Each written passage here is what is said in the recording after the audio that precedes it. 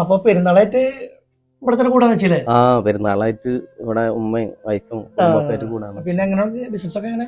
അൽഹംദുലില്ലാ അങ്ങനെ പോണ്. ഇപ്പോഴത്തെ അവസ്ഥകൾ അറിയാലോ, കുറച്ച് പരിതാപകരമാണ്. എന്നാലും നന്നാവുന്ന് വിചാരിക്കാം. അപ്പൊ കുഴപ്പമില്ലാത്തോണ്ട് ഇപ്പൊ അപ്പൊ കുറച്ചിങ്ങനെ കേട്ടെ. അതെ അതെ അതെ, എല്ലാരും പ്രാർത്ഥിക്കുകയാണ് ഈ പറഞ്ഞ പോലെ. ആരോ വരുന്നുണ്ടല്ലോ. നമ്മളിവിടെ ഉള്ള ആളല്ല തോന്നുന്നു.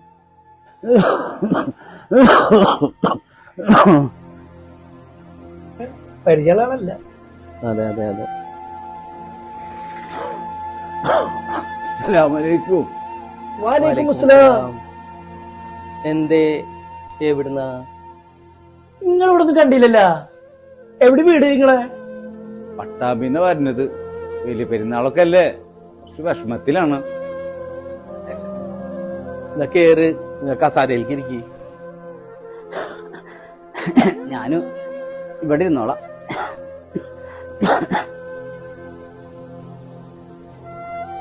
പെരുന്നാൾക്കൊക്കെ നാട്ടിൽ നിന്ന് ഒരുപാട് കിറ്റും കാശൊക്കെ കിട്ടും. ഹജ്ജ് പെരുന്നാൾക്ക് അതൊന്നും ആരും തരില്ലല്ലോ. പെരുന്നാളിന് മക്കൾക്ക് ഡ്രസ് എടുക്കാനൊന്നും ഇത് നിവൃത്തിയില്ല. വളരെ ബുദ്ധിമുട്ടിലാണ്. ഞാൻ ദൂരത്തേക്ക് വന്നാണ് എന്തെങ്കിലും കിട്ടുമെന്ന് വെച്ചിട്ട്.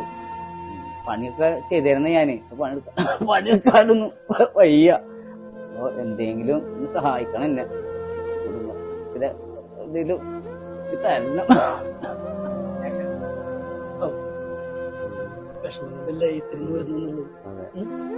ഒരു മിനിറ്റ്, ഞാൻ പോരാ.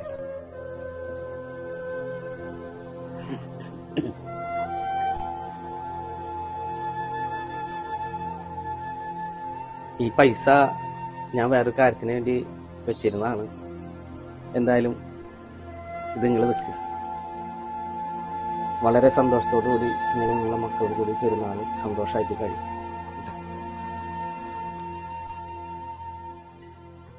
പഠിച്ചോങ്ങളെ അനുഗ്രഹിട്ട് ഇനി ഞാൻ എവിടെ കേട്ടില്ല. നേരെ എന്റെ മക്കളത്തേക്ക് പോവാണ്.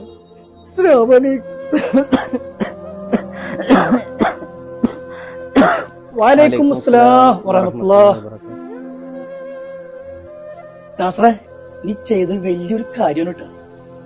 എനിക്ക് അദ്ദേഹത്തിന്റെ ഇത് കണ്ടപ്പോ എനിക്ക് വല്ലാത്തൊരു പ്രയാസം തോന്നി, മനസ്സിൽ സഹിക്കാൻ പറ്റിയില്ല. അയാള് എത്ര ദൂരം നീ വന്നുള്ളു പെരുന്നാളിന്റെ തലേദിവസം. അയാളെ മക്കളെ ആലോചിച്ചിട്ടല്ലേ? അയാളെ മനസ്സ് കണ്ട എത്ര സന്തോഷത്തിലാ പോയത്. റബ്ബ് നിന്നെ കൈവിടില്ലടാ നാസറേ.